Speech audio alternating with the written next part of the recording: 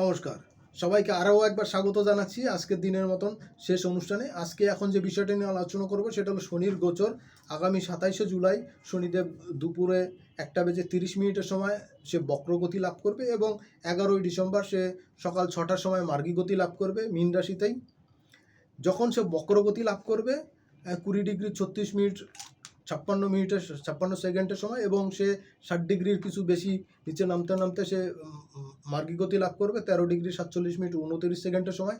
এই সিচুয়েশনে আপনার আমার জন্য প্রত্যেকটা রাশি লগ্নের জাতক জাতিকে কী ফল দিতে যাবে সেই আলোচনা করছি। আজকে চতুর্থ খণ্ড এখন আলোচনা করছি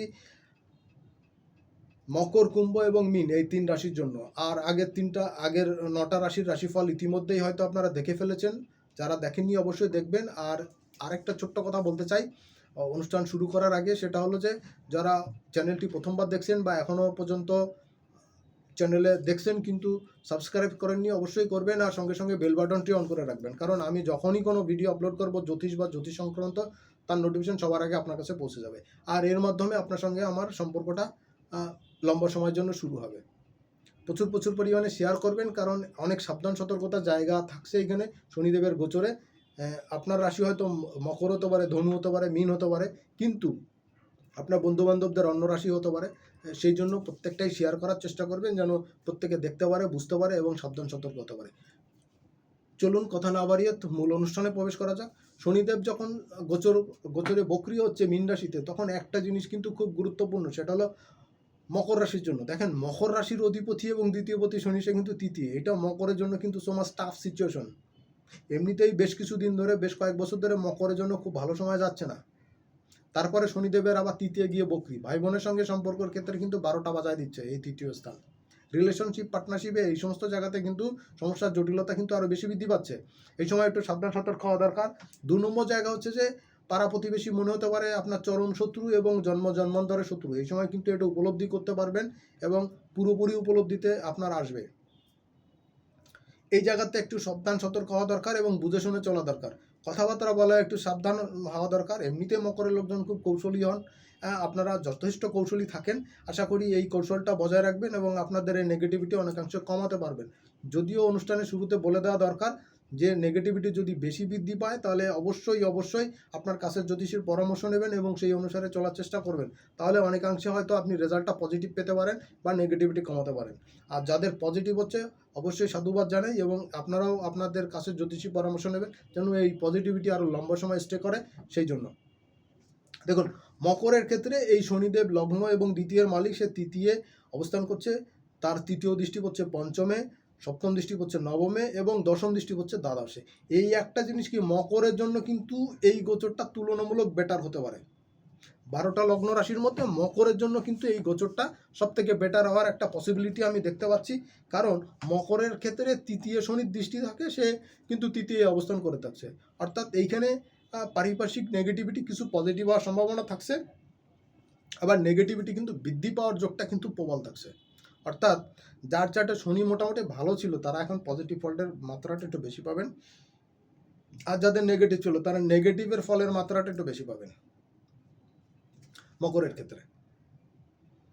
সো কমিউনিকেশনের ক্ষেত্রে লম্বা সময়ের কমিউনিকেশন এই সময় বৃদ্ধি পাবে এবং আপনার পাড়া প্রতিবেশী, আত্মীয় স্বজন, এই সমস্ত জায়গাতে থেকে সেই নির্যাসটা বেরোবে, যেটা আপনার জন্য পরবর্তী জীবনে চলার জন্য পাথেয় থাকবে। যে শিক্ষাটা আপনি পাবেন, সেটা বাদ বাকি জীবনে আপনাকে চলার জন্য খুব হেল্পফুল হবে।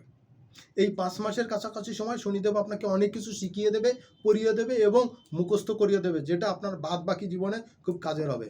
আদারওয়াইজ আপনাকে কিন্তু অনেক বেশি ভুগতে হবে। 2 নম্বর জায়গা হচ্ছে শনিদেব তৃতীয় দৃষ্টি দেবে, অর্থাৎ তার তৃতীয় দৃষ্টি পড়বে পঞ্চম ঘরে, সন্তানের ক্ষেত্রে, ক্যারিয়ারের ক্ষেত্রে। দেখুন, সন্তান এবং ক্যারিয়ারের দুটাই কিন্তু বৃদ্ধি পেতে পারে, আবার কমতে পারে। সন্তানের কোনো সাকসেস কিন্তু আপনাকে গর্বিত করতে পারে, সন্তান রিলেটেড কোনো গুড নিউজ আপনি পেতে পারেন। যারা গবেষণা করতে যাচ্ছেন, জ্যোতিষ, অকাল সায়েন্স বিষয়ে পড়াশোনা করতে যাচ্ছেন, তাদের জন্য কিন্তু এই সময়টা খুবই গুরুত্বপূর্ণ এবং ভাইটাল। এই সময় করা পদক্ষেপগুলো ফিউচারের জন্য আপনার জন্য খুব কাজের হবে। তেমনি সন্তানের গবেষণা, সন্তানের পড়াশোনা, সন্তান গর্ভধারণ, এই সব বিষয়গুলো নিয়েও কিন্তু আপনার জন্য এখন পজিটিভ অনেকগুলো রেজাল্ট কিন্তু আপনি পেতে পারেন। এটা আপনাদের জন্য খুবই গুরুত্বপূর্ণ একটা জায়গা আমি দেখতে পাচ্ছি। দ্বিতীয় যে জায়গাটা নিয়ে আলোচনা করব সেটা কি, সেটা হলো যে আপনার স্থাবর সম্পত্তি নিয়ে যে জটিলতা কঠিনতা ছিল, সেটার একটা মিটমীমাংসা হয়, একটা সলিউশনের পথ কিন্তু আপনি পেয়ে যাবেন।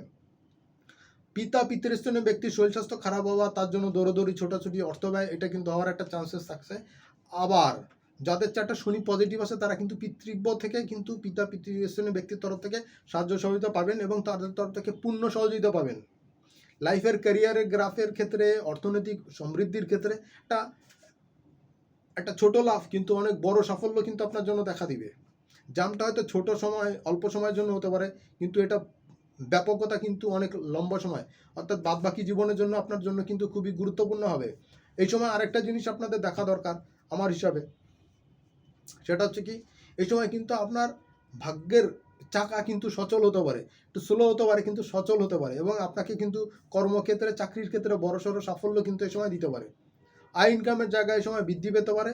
আর ব্যয়ের ক্ষেত্রে কিন্তু কারো কারো ক্ষেত্রে একটু হাত মুঠো করার একটা টেন্ডেন্সি, মকরের ক্ষেত্রে এমনিতেই শুধু শুধু পয়সা নষ্ট করে না, এমনি কৃপণতা বা হিসাবি হওয়ার একটা টেন্ডেন্সি থাকবে। এই সময় মোটা দাগে আপনার ব্যয় বৃদ্ধি পাওয়ার সম্ভাবনা কম। যদি ব্যয় করেন, আমি বলবো মূলধনী খাতে ব্যয় করেন, যেটা থেকে আপনার রিটার্ন পাবেন। এই ধরনের জায়গাতে ইনভেস্ট করেন, আপনি বড় রকম সাকসেস কিন্তু আপনি পাবেন। মকরের জন্য এই রেজাল্টটা কিন্তু দীর্ঘস্থায়ী হবে, এই জন্য বলবো পুঁজিটা ইনভেস্ট করেন বিজনেসের ক্ষেত্রে, সেখান থেকে রিটার্ন পাবেন। সম্পদের জন্য পরের রাশি হলো কুম্ভ রাশি। দেখুন, কুম্ভ রাশির ক্ষেত্রে শনিদেব হলো লগ্নে এবং দ্বাদশের মালিক, সে দ্বিতীয় যাচ্ছে।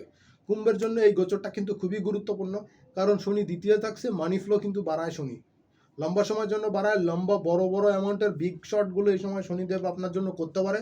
কুম্ভের জন্য এই গোচরটা কিন্তু বেশ ভালো হতে পারে। আর্থিক বিবেচনায় কিন্তু যথেষ্ট স্ট্রং সিচুয়েশন আপনি পেতে পারেন। আর্থিক উন্নতি, প্রোগ্রেস এই সময় বেশ ভালো আসতে পারে কুম্ভের জন্য। কারো কারো ক্ষেত্রে হয়তো ব্যয়, শেয়ার বাজার ফাটকাতে ইনভেস্ট করে কিন্তু লস হওয়ার সম্ভাবনা। আর যাদের চার্টে শনিদেব মোটামুটি কিছুটা বেটার পজিশনে থাকছে, তাদের জন্য কিন্তু একদম মারাত্মক সুন্দর সময়, সাকসেস কিন্তু বাড়ি হেঁটে চলে আসবে। বন্ধুস্থানীয় ব্যক্তির সঙ্গে ঝামেলা ঝঞ্ঝাট বৃদ্ধি পেতে পারে। আর্থিক বিষয় নিয়ে একটু মতের ঐক্য নাও হতে পারে। মায়ের শরীর স্বাস্থ্য একটু ভোগান্তির কারণ হতে পারে। মায়ের শরীর স্বাস্থ্য কিন্তু আপনাকে আর্থিক ব্যয় কিন্তু বৃদ্ধি করাতে পারে। ডাক্তারের কাছে, ক্লিনিকে ছোটাছুটি করে সময় এবং অর্থ ব্যয় দুটোই বৃদ্ধি পেতে পারে। পারিবারিক ক্ষেত্রে স্থাবর সম্পত্তি, বাড়ি টাড়ি, গাড়ি টাড়ি নিয়ে কিন্তু ছোটোখাটো অ্যাক্সিডেন্ট, দুর্ঘটনা, এবং এইখানে কিন্তু মিসকমিউনিকেশন হওয়া, শত্রুতা বৃদ্ধি পাওয়া, এইটার যোগটাও কিন্তু যথেষ্ট ভালো থাকছে কুম্ভের জন্য। ব্যাড লাক কিন্তু এই সময় বেশ ভালো ফেভার করতে পারে। আবার কারো কারো ক্ষেত্রে কুম্ভের যদি শনি পজিটিভ থাকে, এই সমস্ত জায়গাতে কিন্তু গুড লাক ফেভার করবে।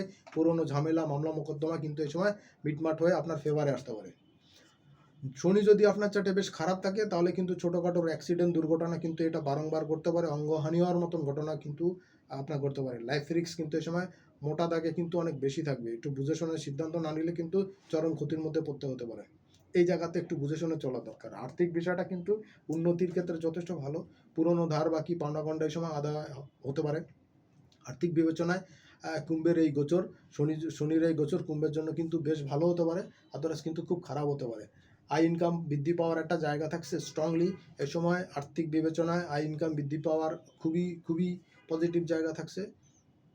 আরেকটা জিনিস বলার আছে যে এই সময় কুম্ভের জন্য যারা বিদেশে যেতে চান বা বিদেশে থাকেন বা বিদেশ সংক্রান্ত কোনো বিজনেস কাজের সঙ্গে যুক্ত, তাদের জন্য কিন্তু এই সময় মারাত্মক শুভ কিন্তু আমি দেখতে পাচ্ছি। আয় ইনকামগুলো সব কিছু পজিটিভলি কাজে লাগাতে পারলে কিন্তু চরম সাফল্যের জায়গা কিন্তু এই সময় পাওয়া যাবে। সো কুম্ভের জন্য শনিদেবের এই গোচর মোটা দাগে শুভ হিসাবে আমি বলতে পারি। তবে একটা জিনিস কি, শনি 7.5 চলছে কুম্ভ রাশির সেকেন্ড ফেজে। এরপরে যখন মীন রাশিতে চলে যাবে, মীন রাশি ত্যাগ করে যখন মেষ রাশিতে চলে যাবে 28 ফেব্রুয়ারি 2028, তখন থেকে কিন্তু শনি নেগেটিভিটি পুরোটাই কেটে যাবে আপনার জন্য। কিন্তু তখন মোটা দাগে বড়সড় সাফল্য কিন্তু আমি দেখতে পাবো। সেই আশায় আশান্বিত হচ্ছি এবং আপনাদেরকেও আশান্বিত করছি। চলে যাব সর্বশেষ রাশি মীন রাশি। মীন রাশির জন্য শনিদেব একাদশ এবং দ্বাদশপতি, সে আপনার লগ্ন রাশিতেই অবস্থান করে থাকবে। শনির 7.5 একদম মক্ষণ বক্তা চলবে। পেটের বিভিন্ন রকম সমস্যার মধ্যে আপনি পড়তে পারেন। শারীরিক ক্ষেত্রে ঠান্ডাজনিত অসুস্থতা বৃদ্ধি পেতে পারে। যদি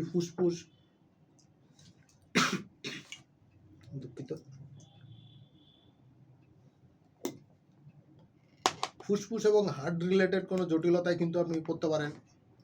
কোনো ব্রঙ্কাল কোনো সমস্যা, দীর্ঘস্থায়ী সমস্যা এই সময় কিন্তু দেখা দিতে পারে।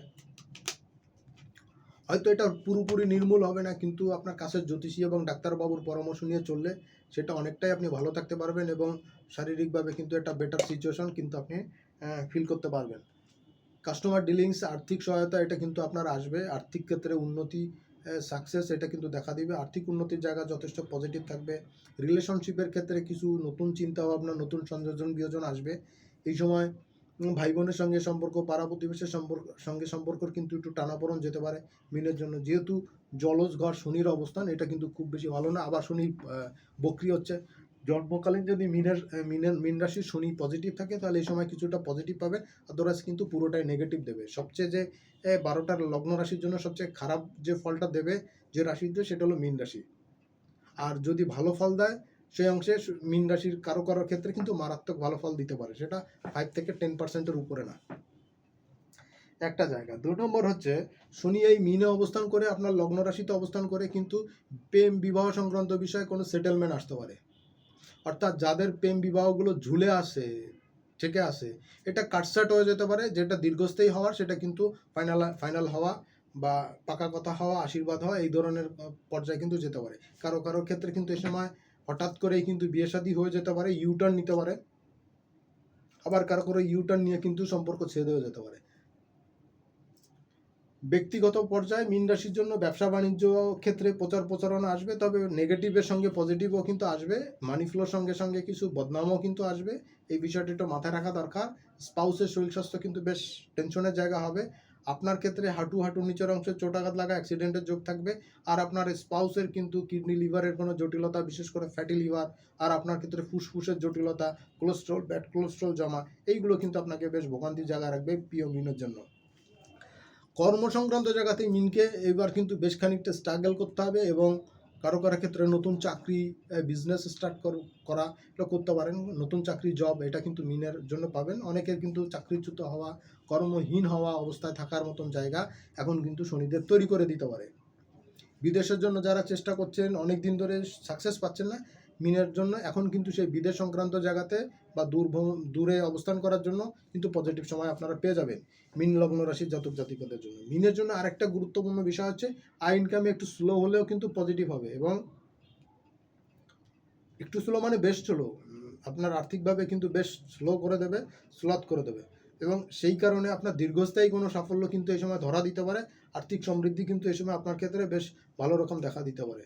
কোথাও ঘুরতে যাওয়া, বেড়াতে যাওয়ার জন্য যদি প্ল্যান প্রোগ্রাম করে থাকেন সেটা করতে পারেন, তবে পাহাড় এবং সমুদ্র একটু দূরে চলবেন। বিশেষ করে পাহাড়ি এলাকা যেখানে পাহাড় ধস হয় বা পাহাড়ের ঢল নামে, এই সমস্ত জায়গাগুলো একটু দেখে নেবেন এবং বিকল্প ফেরার পথগুলো একটু দেখে শুনে নিয়ে সেদিকে মুভ করবেন। আদারওয়াইজ কিন্তু কোথাও আটকে গিয়ে ফেসাদে পড়ে যেতে পারেন।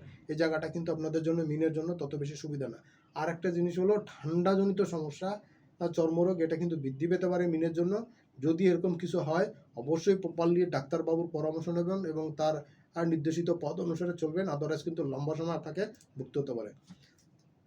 মোটামুটি এই ছিল মীন রাশির জাতক জাতিকাদের জন্য শনির বক্রগতির গোচর মীন রাশিতে কী ফল দিতে যাচ্ছে সংক্ষিপ্ত আলোচনা। এর বাইরে যদি কোনো প্রশ্ন থাকে অবশ্যই জানাবেন, আমি তার উত্তর দিতে চেষ্টা করব, অথবা অন্য কোনো অনুষ্ঠানে সে নিয়ে আলোচনা করার আর প্রচেষ্টা চালাবো।